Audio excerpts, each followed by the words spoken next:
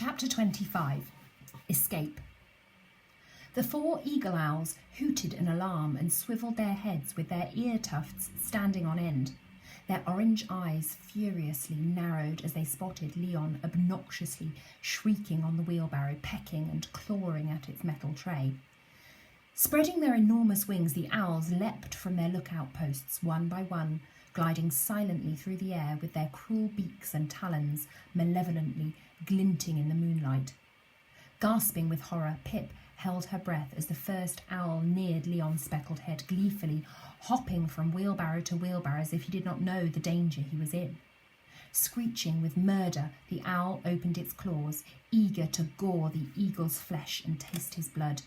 But at the last moment, Leon leapt into the sky, leaving the owl's talons snapping on nothing but air. Screaming with rage, the four owls furiously gave chase, swiftly dodging and weaving through the sky.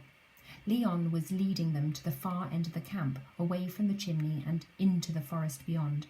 "It's working!" G.I. Joe whispered with triumph, watching the last flash of the owl's feathers disappear into the distance. "Let's go!" Jumping from the tree branch, they flew silently over the fence, which was humming with electricity. They glided past the tall chimney silhouetted in the light of the full moon. "Get ready to jump," the pigeon whispered, now slowing above the control room, clearly lit with 2 gas lamps hanging on either side of the door. With every second, the roof loomed closer and Pip's chest thundered at the sight of a man moving in the approaching window. G.I. Joe glided downwards, grazing the top of the building. 1, 2, 3, go! Pip leapt from his back, hitting the roof with a rolling bump. She desperately grappled for a hold to stop her tumbling to the ground below.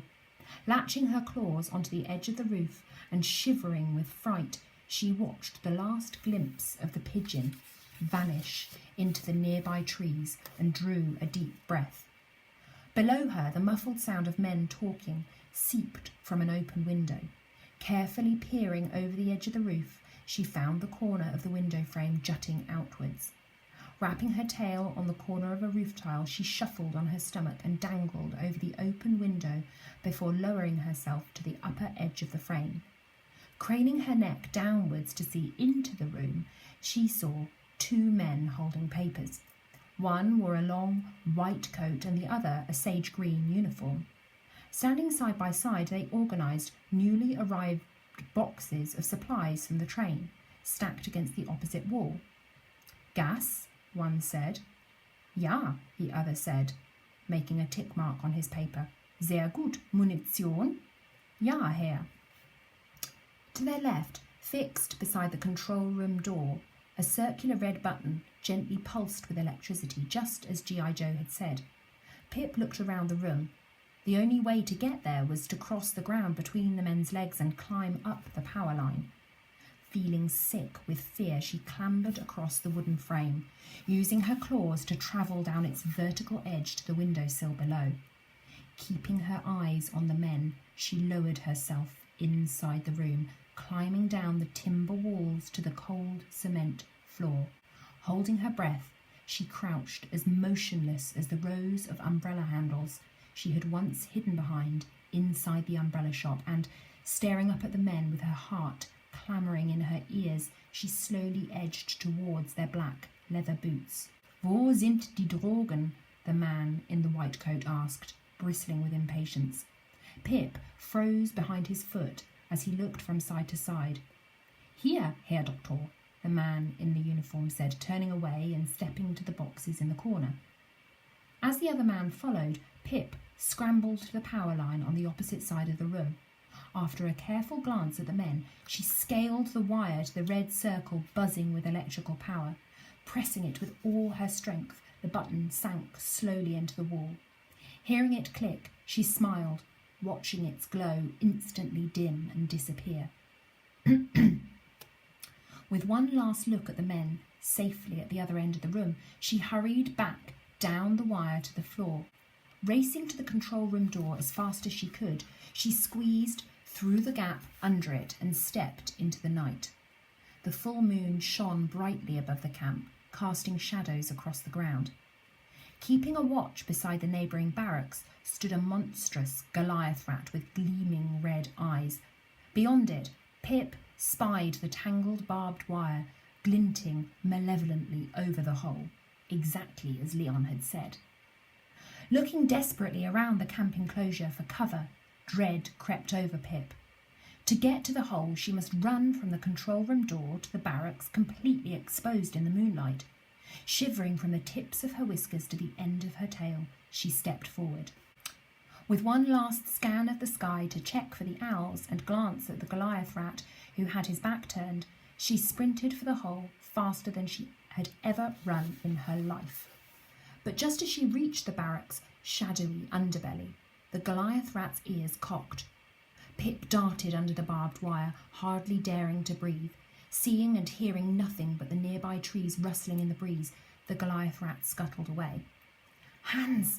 Pip whispered, staring through the metal thorns in the black hole, but there was no sign of life.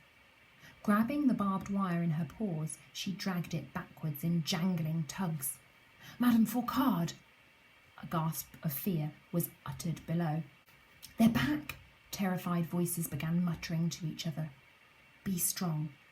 Pip's ears pricked up the second she recognised Madame Fargher's voice. "Your spirit is your strongest weapon. Never let them take it away from you, no matter how badly they hurt you." Suddenly, Pip could move no further. Gritting her teeth, she pulled the tangled mass of barbed wire with all her strength, but it was no use. The wire stubbornly remained unmoved, only revealing a narrow gap between its thorns and the hole below. Peering over the edge, 3 mice, 2 rabbits, a rat, 3 beavers and a hedgehog met her gaze. "Pip!" Hans cried in a delighted whisper. "What are you doing here?" "I'm saving you," she smiled. "Hurry, climb out." "Quickly," Madame Fargher said, nudging the animals around her. "Go, go!" A young, trembling rabbit was the first to clamber upwards, helped by the others lifting her from below. Pip grabbed her paw through the wire and pulled, trying to ignore the pain burning through her fur as the barbed wire ripped into her skin. "Stop! Please stop!" the rabbit cried, wincing in agony and jerking her head away from the sharp gap in the barbed wire. Desperately shaking her head, a tear ran down her cheek and across the length of a whisker. "I can't do it. The thorns are too sharp and thick." Feeling panic thunder inside her chest, Pip snatched the wire in her paws and frantically tugged once more, but again it would not move. The animals below looked at one another, muttering in dismay. "Help me up," Madame Fargher said, and immediately the animals lifted her. Pip leapt for her paw and stared into the hedgehog's brown eyes, glistening with determination in the darkness. "Pull, Pip, and don't let go." Madame Fargher's prickles flattened all over her body. With the help of Pip from above and the animals from below, she slowly dragged herself upwards, quietly yelping in discomfort as she squeezed through the narrow gap in the tangled barbed wire. A long, painful minute brought her to Pip, breathlessly gulping in the night air with relief. "We must move this wire," Madame Fargher said, leaving no time to collect herself. Grabbing the wire in her paws, she heaved with all her strength, but it only jangled metallically. Letting go, her tawny brow furrowed in despair. "There must be a way to move this thing." "Look," Pip said, pointing to the ground where the thorns had latched into the earth. "It's the teeth. They're stuck." They swiftly burrowed about the wire with their front claws. "Well done, Cherie," the hedgehog cried as they triumphantly pulled it free from the hole. "We've done it." "Hurry," Pip whispered, lying on her stomach and reaching down for the animal's paws below. "Climb up. We must get out of this place." One by one, the animals helped each other out into the night. Soon, all 10 prisoners cowered nervously alongside Pip under the barracks. She stared out into the camp with twitching whiskers, carefully keeping watch for Goliath rats guarding the ground. "What now, Pip?" Hans asked, stepping to her side. He had been the last animal to clamber out of the hole, having helped every creature out before him. In the shadows, Pip's eyes fell on fresh scratches and bruises throbbing on his scarred face and neck. Madame Fargher and the others had similar marks all over their bodies. "We run and escape through the fence over there," she whispered, pointing her paw to the trees behind the closest fence where the stag had promised to meet her.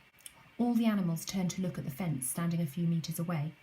Henri and G.I. Joe are waiting for us. What about the owls? Madame Fourcade said.